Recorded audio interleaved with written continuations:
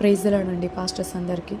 మరి పాస్టర్స్కి అందరికీ నేను ఒక ప్రశ్న వేస్తున్నాను. దీనికి మీరు నాకు సమాధానం చెప్పాలి. ఎందుకనంటే పాస్టర్ ప్రవీణ్ పగడాల గారు చనిపోయారు. ఆయన హత్య చేయబడ్డారు. అది చిన్నపిల్లాడితో సహా తెలుగు రాష్ట్రంలో ఉన్న ప్రతి ఒక్కరికి అర్థమవుతుంది, అన్యులకే అర్థమవుతుంది.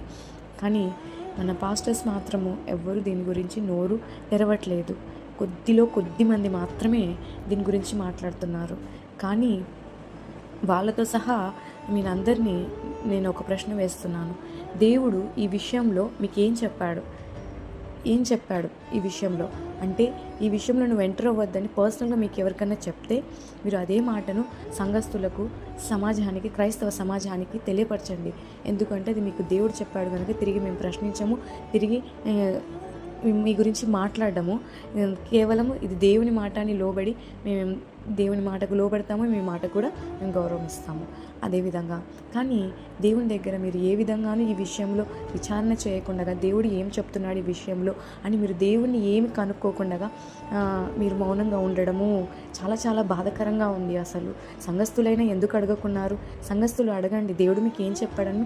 మీరు పెద్ద పెద్ద మినిస్ట్రీస్కి వెళ్తున్నారు కదా, సంఘస్థులు అందరూ కలిసి అడగండి సేవకుల్ని. అదేవిధంగా సేవకులారా దయచేసి చెప్పండి, దేవుడు మీకు నో అని చెప్తే చెప్పండి, అదేవిధంగా ఎస్ అని చెప్తే మాత్రము దయచేసి మీకు ఏమైనా బెదిరింపులు ఉంటే, ఏదైనా ప్రాబ్లం ఉంటే పర్సనల్గా దయచేసి వాటన్నిటిని లక్ష్య పెట్టకండి. నాసికారంధ్రంలో మరి ప్రాణం కలిగినటువంటి నరుణ్ణి నువ్వు లెక్క చేయవద్దు. వాడిని ఏ విషయంలో ఎన్నిక చేయాలి అంటే లెక్క చేయొద్దు అని దేవుడు ఇక్కడ చెప్తున్నాడు. సో తన ప్రాణమును కాపాడుకొని వాడు దాన్ని పోగొట్టుకుంటారు. తన ప్రాణమును పోగొట్టుకుని సిద్ధపడినటువంటి వాడు దాన్ని పొందుకుంటాడు. మీ అందరికీ తెలిసిందే. సో పాస్టర్స్ అందరూ ఒక తాటి మీదకి రండి, వచ్చి దేవుని ఎదుట న్యాయం అడగండి. సామాన్య ప్రజలు అడిగిన దానికన్నా సేవకులు మోకరించి ఉపవాసం ఉండి, దేవా మాకు న్యాయం చేయి, నీవే మా పోలీసు రక్షకుడవు, నీవే మాకు జడ్జి న్యాయాధిపతివి, నీవే సర్వాధికారివి, సర్వాన్ని సృష్టించిన సృష్టికర్తవు కదా తండ్రి.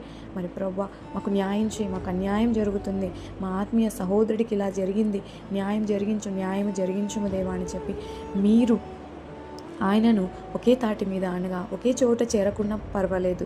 ఒకే చోట అంటే అది ఇప్పుడు ఉన్న పరిస్థితుల్లో అది ప్రమాదమే.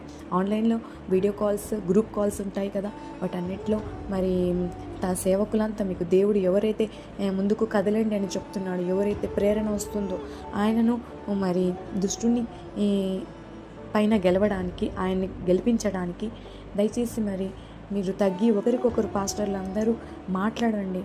ఇది ఉపవాస దినాలు ప్రకటిద్దామని చెప్పి, అదేవిధంగా దేవుడు మనకు ఖచ్చితంగా న్యాయం చేస్తాడని మీరు కదిలితేనే కదా సామాన్య ప్రజలకన్నా మీ ప్రార్థనలకు బహు శక్తి ఉంటుంది. మీరు కదిలితేనే కదా సామాన్యులకైనా దేవుని క్రియలు ఇప్పుడు చూస్తాము దేవుడు ఏం చేస్తాడో అని. మేము మా విశ్వాసాన్ని బట్టి దేవుడు ఖచ్చితంగా గొప్ప కార్యాలు చేస్తాడు కూడా. మీరు ఎవరి మినిస్ట్రీలో వాళ్ళు పనులు చేసుకుంటూ ఉండడం ఎంతవరకు న్యాయము? కనీసం దేవుణ్ణి అడిగారా? దేవుణ్ణి అడిగితే ఏమన్నాడు? ఆయన ఎస్ అంటే దయచేసి ముందుకు రండి. గవర్నమెంట్కి వ్యతిరేకంగా వెళ్ళమని చెప్పట్లేదు కదా, ఎవరికి వ్యతిరేకంగా వెళ్ళొద్దండి, ఎవరిని వెంట పడొద్దండి, ఎవరిని ₹1 అడగొద్దండి. పరిస్థితులు అర్థమవుతాయి. లాయర్లకు కట్టాలన్నా వీటికి ఖర్చులు ఉంటాయి. కానీ దాన్ని కూడా మన వాళ్ళు దాన్ని వక్రీకరిస్తారు. ఎవరిని ₹1 అడగకండి, ఎవరిని న్యాయం చేయమని అడగకండి, ఎవరి వెంట పడకండి, ఎవరి కోసమో ఎదురు చూడకండి, అసలు మనుషుల వైపే చూడకండి. దయచేసి దేవుని వైపు చూడండి. ఆ కాలంలో జరిగాయి, ఈ కాలంలో జరగవని దేవుని క్రియలు అనుకోవడము చాలా పొరపాటు. అనుభవంతో, జీవం గల దేవునితో నాకు కలిగిన 18 ఏళ్ల సహవాసంతో చెప్తున్నాను, ఈ కాలంలో కూడా దేవుని క్రియలు జరుగుతాయి. మీకోసం దేవుడు జరిగించగలడానికి సిద్ధంగా ఉన్నాడని ఆయన చెప్తున్నాడు. దయచేసి పాస్టర్స్ అందరూ కలిసి ఉపవాస దినములను ప్రకటించండి. ఆ పండుగలు, ఈ పండుగలు అన్నీ చేశారు కదా ఫిబ్రవరిలో, మార్చిలో. దయచేసి ఒకే తాటి మీదకి సహోదరులు ఐక్యత కలిగి ఉండుట ఎంతో మంచిది. మీ అందరినీ ఆన్లైన్ వేదికగా ఒక్కసారి చూడాలి సంఘస్థులందరూ అని దయచేసి మరి మీరందరి ప్రార్థన, మీ వెనకాల ఉన్నటువంటి ఎంతో సబ్స్క్రైబర్స్, అదేవిధంగా టీవీల్లో చూసేటువంటి ప్రజలంతా వాళ్ళు కూడా ఉపవాసం ఉండి ప్రార్థిస్తే రాబో దినాల్లో మన క్రైస్తవ సమాజానికి జరగబోయేటువంటి అన్యాయంను కూడా ఈ క్షణం నుంచి తగ్గించవచ్చు.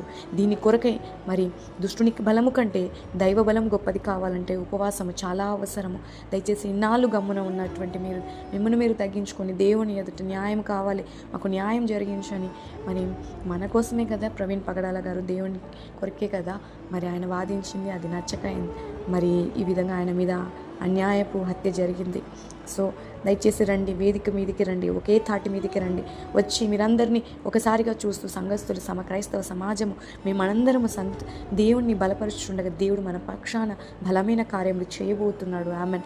మరి అదేవిధంగా తగ్గించుకొని ఒకరినొకరు తగ్గించుకొని ఈ సంవత్సరం అంతా మరి కీడు జరుగుతుందని దేవుడు ముందుగానే హెచ్చరిక చేశాడు. సో దయచేసి త్వరగా రండి, ఒకే తాటి మీదకి రండి. మరి మీరు మీ సేవకుని ప్రశ్నించారామని మీరు నన్ను అడగవచ్చు. నాకు నా సేవకుడు అంటే నా పైన ఉన్నటువంటి సేవకుడు ఎవరైనా ఉన్నారు అని అంటే అది యేసుక్రీస్తు ప్రభుల వారే. నా పాస్టర్ ఎవరైనా ఉన్నారంటే, నాకు బోధించాలంటే అది పరిశుద్ధాత్మ దేవుడే. నాకు ఎవరి సేవకుడు మెసేజెస్ని వినను, ఎవరు చెప్పినా నేను చెప్తే నేను చెప్తే వినడానికి నేను సమయం కేటాయించాను. ఎందుకు అని అంటే నేను ఒంటరిగా ఉన్నప్పుడు ఏ సెల్ ఫోన్ నాకు యూజ్ అవ్వదు. ఎవరు ఏ పాస్టర్ వచ్చి నాకు అప్పుడు చెప్పడు కదా. ఒంటరిగా ఉన్నప్పుడు నాతో మాట్లాడితే దేవుడే మాట్లాడాలి, రావాలి అనే విధంగా దేవుని సంపాదించుకొని డైరెక్ట్గా దేవునితో కాంటాక్ట్ కలిగినటువంటి స్త్రీగా దేవుడు నన్ను నిలబెట్టినందుకు దేవునికి స్తోత్రములు. ఆ విధంగా సేవకులు మీరు మీతోటి సేవకుడికి సమస్య వచ్చినప్పుడు మీరు నిలబడితే మీ సంఘస్థులకు కూడా మీ సమస్య వచ్చినప్పుడు ఏదైనా సమస్య వచ్చినప్పుడు మీరు నిలబడగలిగినటువంటి విశ్వాసం కలుగుతుంది. అదేవిధంగా సంఘస్థులకు మీ మీద దేవునికి గొప్ప సేవకులు అనేటువంటి విశ్వాసం కలుగుతుంది. మీరు ఏం పలకకపోతే మాకు నమ్మకం పోతుంది, సేవకులు ఎందుకు ఇలా ఉన్నారు, ఏం మాట్లాడుకున్నారు అనేటువంటి బాధ కలుగుతుంది. సో దయచేసి నోరు తెరిచి మాట్లాడండి, న్యాయం గురించి అడగండి. అదేవిధంగా ప్రవీణ్ పగడాల గారి గురించి దేవుడు ఏప్రిల్ 21వ తేదీన ఒక ప్రవచనం ఎత్తి చెప్పారు. అది నెక్స్ట్ వీడియోలో నేను నా ఛానల్లో పోస్ట్ చేస్తాను. ప్రైజ్ ది లార్డ్ అందరికీ.